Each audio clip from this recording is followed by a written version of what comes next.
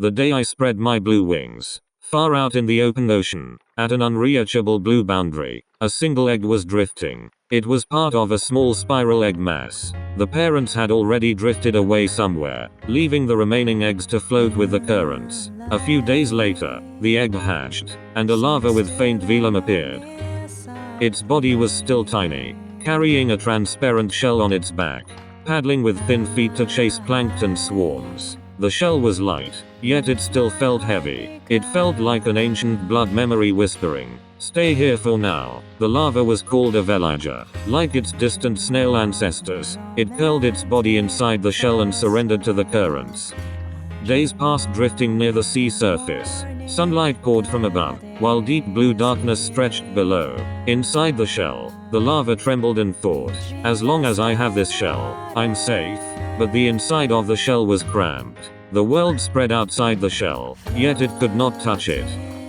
On a calm morning after a storm, the larva approached a colony of Portuguese man-o-war floating on the surface. Its blue glowing float and long venomous tentacles. While other plankton fled in panic, the larva was inexplicably drawn closer. It gently pressed its body against a tentacle. The moment the shell edge touched it, sharp pain pierced through. Venom seeped through the shell gaps, and the larva's body grew hot. Yet it did not die. Instead, something began to change. Its body stretched, and a scraping sound echoed inside the shell. The shell grew tight and suffocating. The larva desperately writhed, trying to crawl out from the shell opening. It was a ritual of pain and terror. The moment the shell dropped onto the sea surface and bobbed with the waves, the world burst open. Water resistance, wind-like currents, light. Everything touched its skin directly. It was frightening yet at the same time. A blue flame ignited deep in its chest. It was no longer a snail larva. Its body was dyed vivid blue, with the underside shining silver gray. 3 pairs of fin-like serrata spread to the sides, swaying like wings when it realized they were part of its own body. It learned to swim for the first time.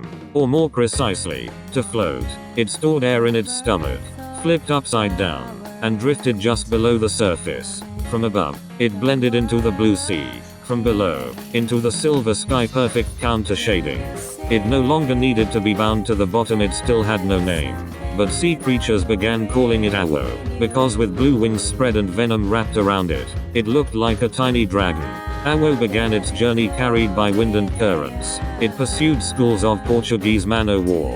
Its first predation, it entwined its body around long tentacles, pressed its mouth against them, and slowly bit off pieces. Venom exploded at the back of its tongue, and its whole body trembled. It was not pain, but power. The consumed nematocysts were not digested. Instead, they were transported to the serrata on its back, Kleptocnidae. Its body had now become an arsenal of deadly venom. It had become a being capable of returning pain greater than that of jellyfish to anything it touched.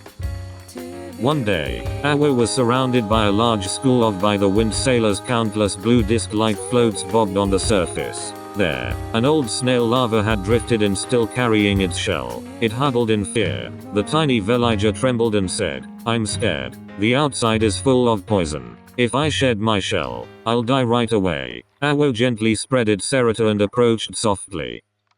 "I know it's scary. I felt the same at first. The shell is safe, but it's narrow. The world exists outside the shell, yet you can't touch it." The larva's eyes widened. "But what if I get stung?" Awo's serrata quietly glowed blue. "If you get stung, you become the venom. My blue is a color that no fang can erase anymore." The larva was silent for a while. Then, slowly, it pushed its body out from the shell opening. The moment its tiny body touched the sea surface, it trembled. Just like Awo, blue light began to dye its body. Beautiful. Awo gently pressed its body close and nudged the larva's shell. "Someday, a day will come when you want to shed it. When that happens, remember this. Shedding the shell means becoming free." The wind blew, and waves rolled in. The larva's shell became empty and floated on the surface. A small blue body tried floating for the first time beside Awo.